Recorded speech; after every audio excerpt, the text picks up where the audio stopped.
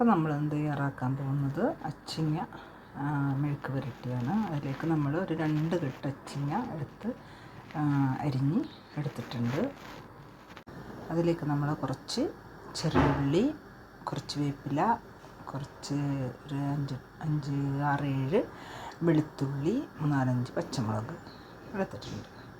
നമ്മൾ വെളുത്തുള്ളിയും ചെറിയുള്ളിയും പച്ചമുളകും എല്ലാം നന്നായിട്ട് ചതച്ചെടുത്തിട്ടുണ്ട്. അപ്പോൾ നമ്മുടെ ചട്ടി ചൂടായിട്ടുണ്ട്. നമ്മളതിലേക്ക് കുറച്ച് വെളിച്ചെണ്ണ ഒഴിച്ചു കൊടുത്ത്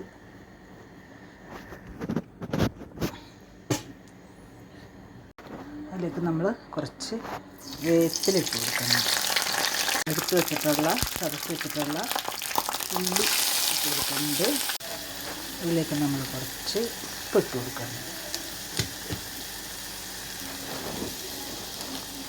നമ്മൾ കുറച്ച് 1/2 സ്പൂൺ മഞ്ഞൾപ്പൊടി ഇട്ട്, ഒരു ചെറിയ സ്പൂൺ നമ്മൾ മുളക് പൊടി ഇട്ട് കൊടുക്കുന്നുണ്ട്. നന്നായിട്ട് വാടി വന്നിട്ടുണ്ട്. അതിലേക്ക് നമ്മൾ എടുത്ത് വെച്ചിട്ടുള്ള ചിങ്ങ ഇട്ട് കൊടുക്കുന്നുണ്ട്.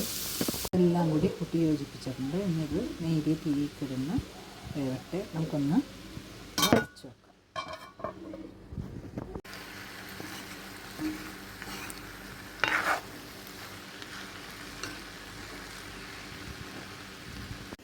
അപ്പോൾ നമ്മളുടെ അച്ചിങ്ങപ്പയർ റെഡി ആയിട്ടുണ്ട്.